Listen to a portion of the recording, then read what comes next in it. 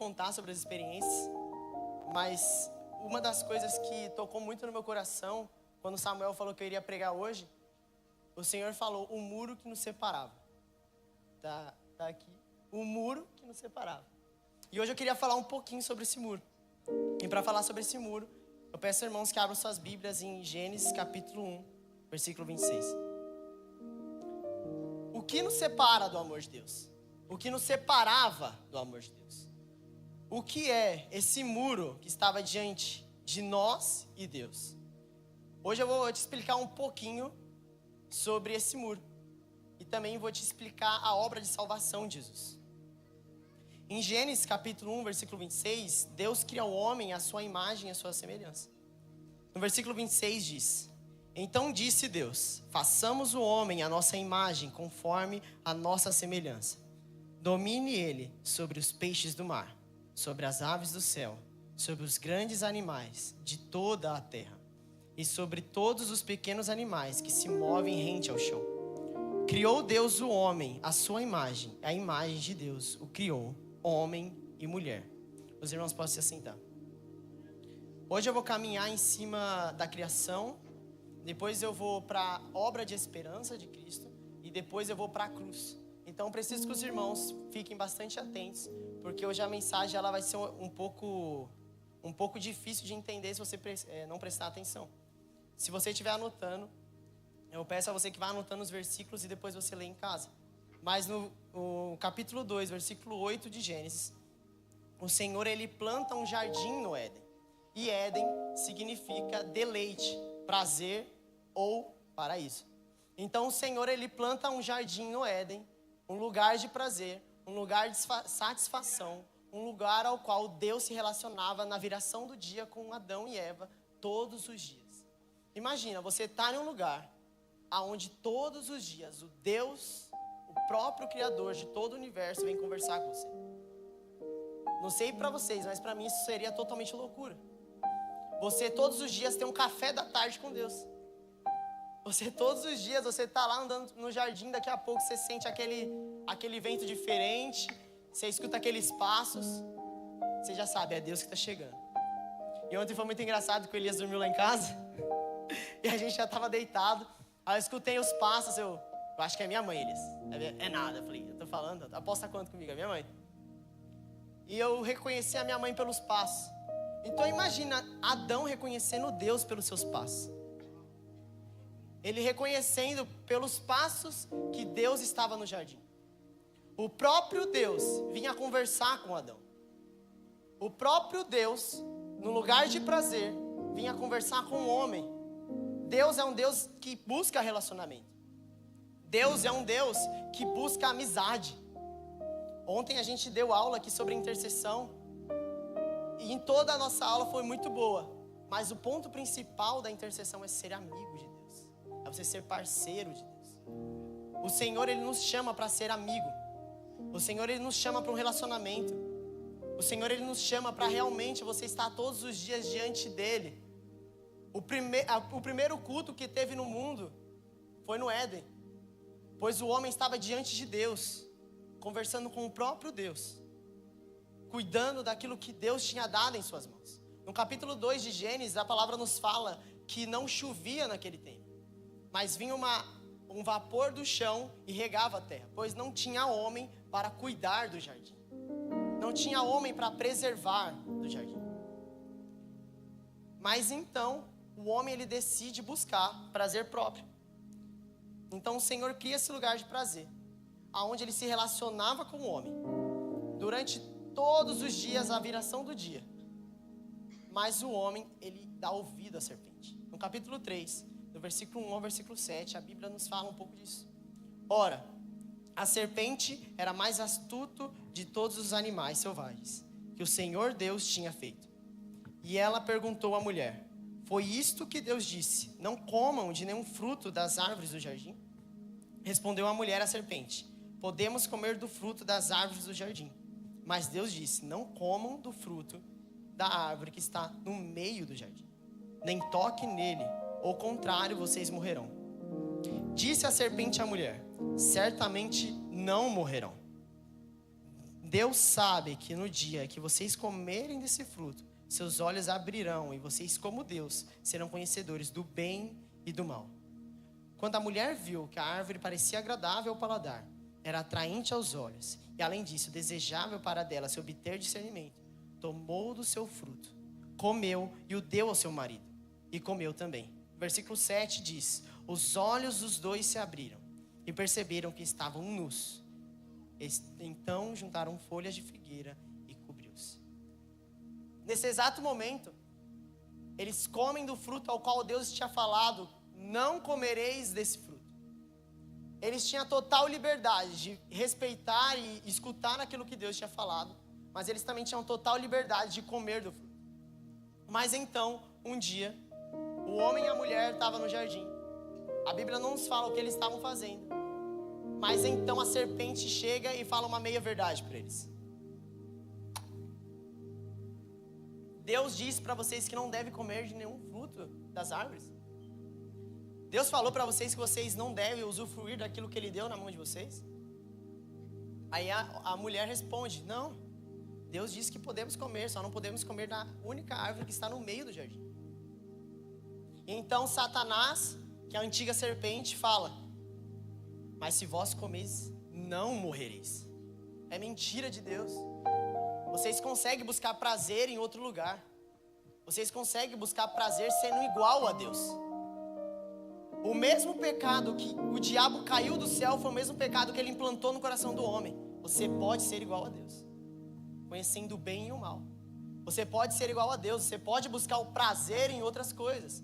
Você não precisa buscar o prazer neste lugar ao qual Deus vem se relacionar com você todos os dias. Você consegue buscar prazer comendo do fruto, por exemplo.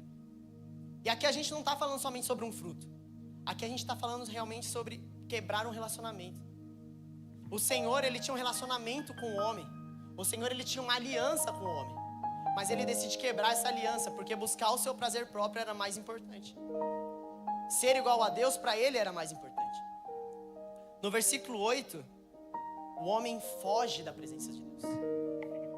Ouvindo o homem e sua mulher os passos do Senhor, que andava pelo jardim quando soprava a brisa do dia, esconderam-se da presença do Senhor. Deus entre as árvores, a presença do Senhor Deus entre as árvores do jardim. Olha que loucura, João. Imagina, tá eu e você aqui. Daqui a pouco Deus vai chegar. A gente acabou de comer do fruto, a gente está em pecado. Deus está entrando na igreja. A gente vai para trás da igreja se esconder de Deus. Aí eles fugiram da presença de Deus. Eu não sei se vocês estão entendendo. Até então, eles tinham a presença plena de Deus. Eles estavam diante de Deus.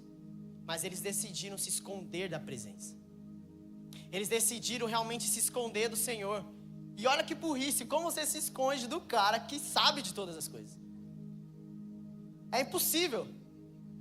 É a mesma coisa quando uma pessoa está orando e ela não conta totalmente o seu coração para Deus.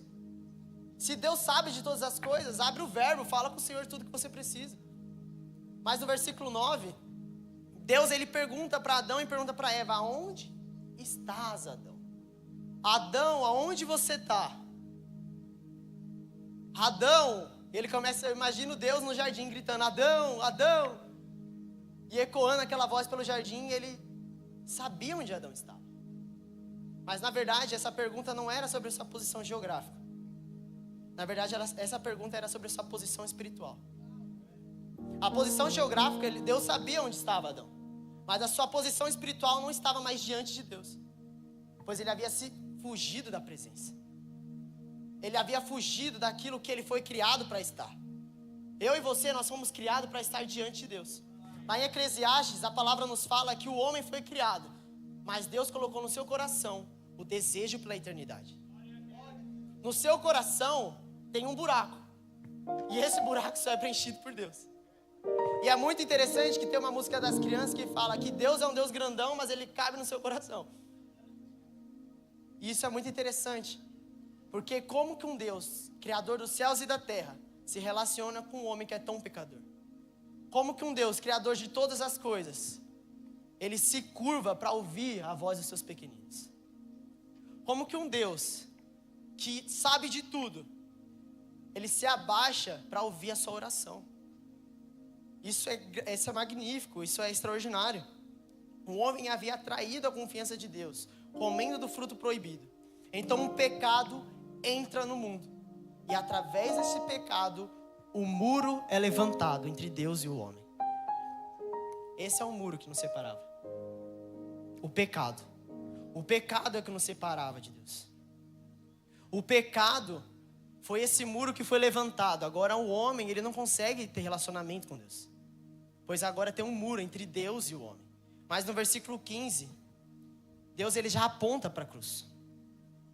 E Deus ele faz uma promessa. Quando ele está amaldiçoando a serpente e também o homem e a mulher, ele diz: porém inimizade entre você e a mulher, entre a sua descendência e o descendente dela. Este ferirá a sua cabeça e lhe ferirá o calcanhar. Deus estava apontando para a cruz neste momento. Deus nesse momento ele estava falando: serpente, Satanás, você acha que você venceu, mas Jesus há de esmagar a sua cabeça. Mas na cruz ele há de cravar a cruz na sua cabeça. Sabe por quê? Porque Satanás ele acreditava que levantando esse muro entre Deus e o homem não teria mais relacionamento com Deus. Mas então Deus ele aponta novamente: ó, você acha que sabe de alguma coisa, mas quando você olhar lá para frente, o seu fim já está escrito. Porque a cruz é aquilo que há de vencer você, há de esmagar a sua cabeça. Então o Senhor expulsa o homem do jardim. No versículo 24, é muito interessante que Deus ele coloca 2 querubins para guardar o caminho de volta.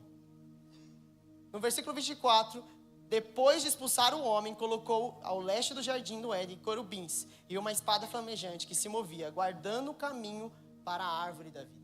Então, agora nós temos 2 querubins que guardavam o caminho de prazer diante de Deus. Guardavam o caminho ao qual o homem se relacionava com Deus. Mas Deus é um Deus justo e Deus também é um Deus misericordioso.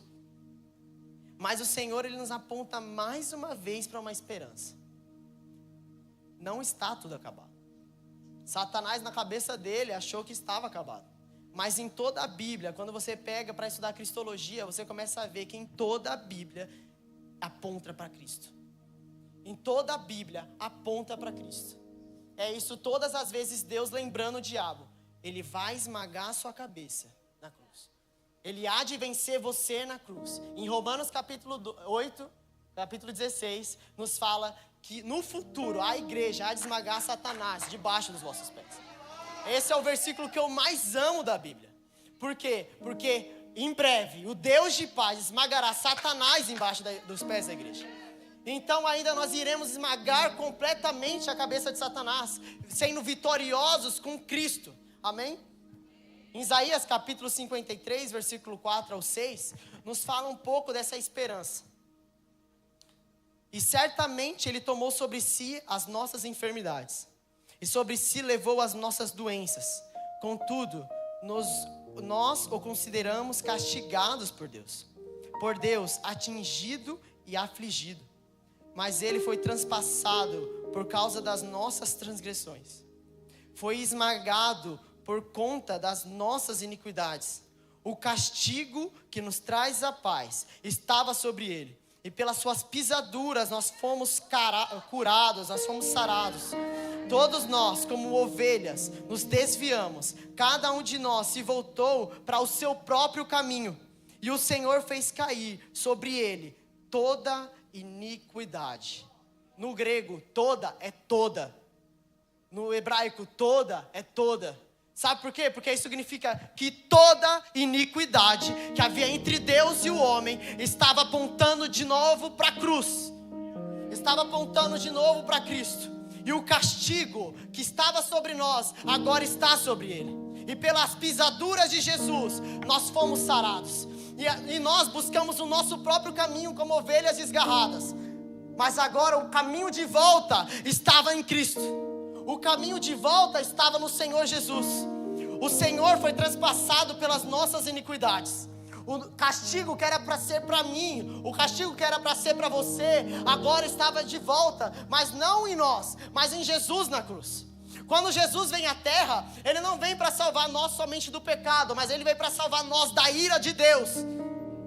Pois Deus haveria de esmagar o homem por conta dos nossos pecados. Mas o próprio Deus fala para o Pai: eu descerei, eu me entregarei por conta dos homens, por conta da humanidade. O próprio Deus decide então descer diante dos homens. Ele se fez homem, Ele se humilhou por conta de nós. Ele se humilhou por conta da humanidade. Através da cruz, Ele venceu o reino das trevas. Através da cruz, Ele venceu Satanás. Através da cruz, Ele venceu o pecado. Através da cruz, nós somos mais que vencedores em Cristo. Por conta da cruz, Ele se fez maldito para que nós fôssemos bênção. Ele se fez maldito, Ele foi contado entre os transgressores para que eu e você tivéssemos acesso novamente ao Pai. Para que eu e você conseguíssemos voltar para o caminho de volta, ao qual a gente nunca teria saído, se não fosse por conta do pecado. Agora nós temos esperança em Deus. Nós éramos inimigos de Deus, mas agora nós temos paz com Deus. Agora nós temos paz com o Criador. Agora nós temos paz. O Senhor se fez propiciação pelos nossos pecados.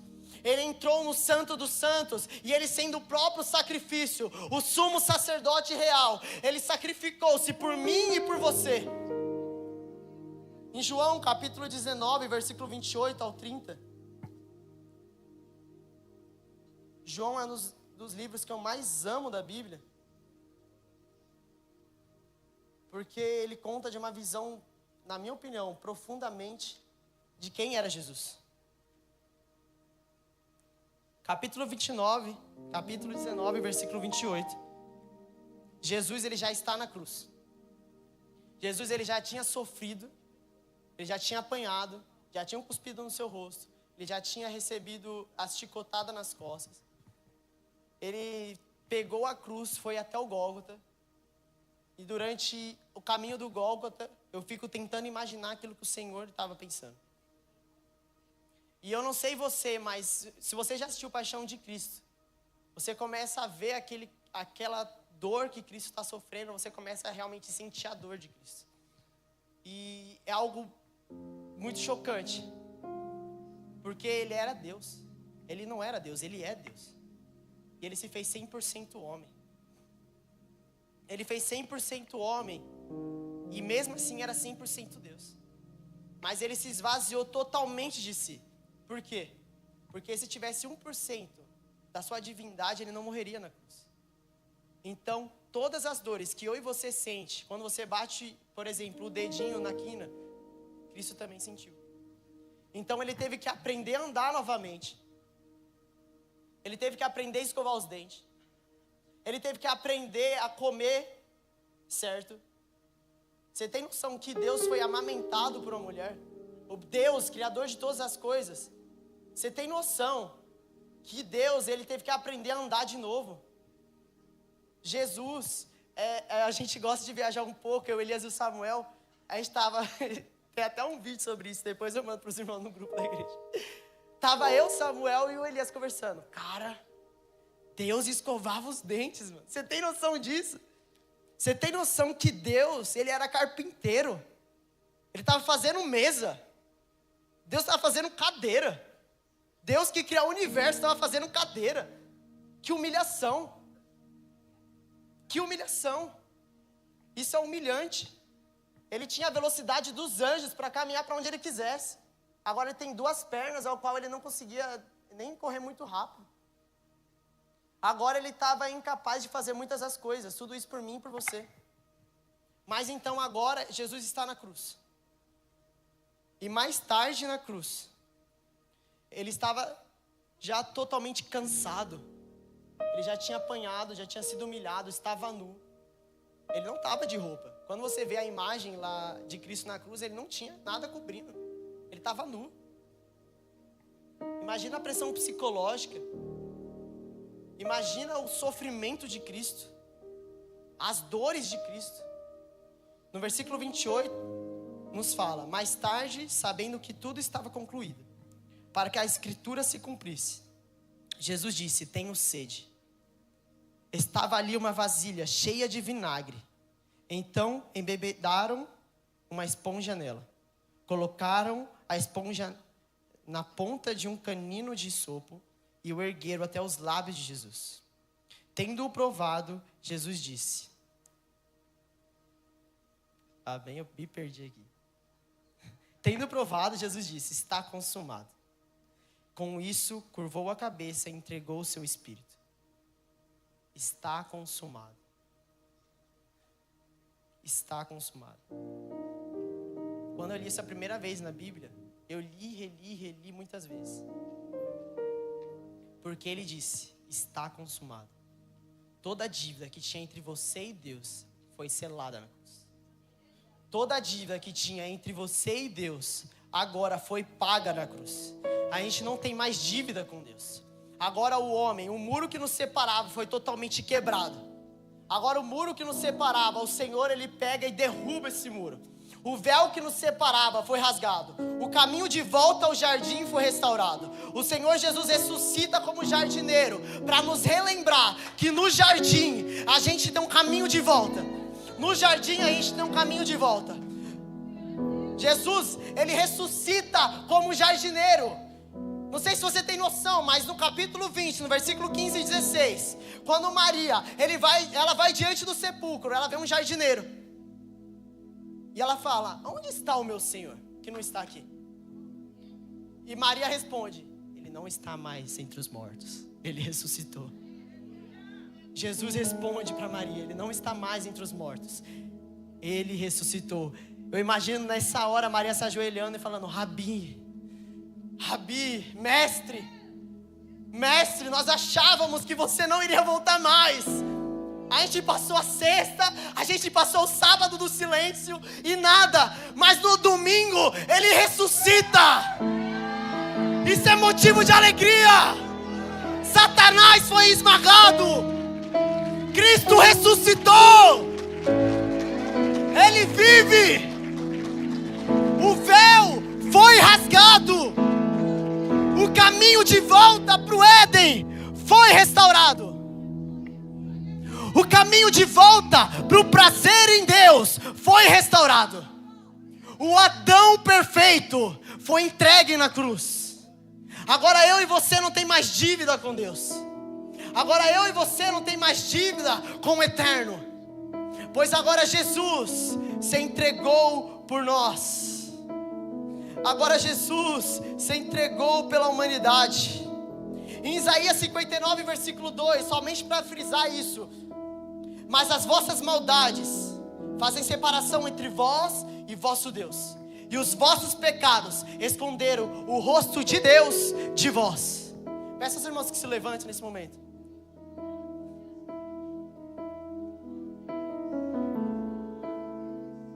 A palavra nos fala que os nossos pecados é o que separa nós de Deus.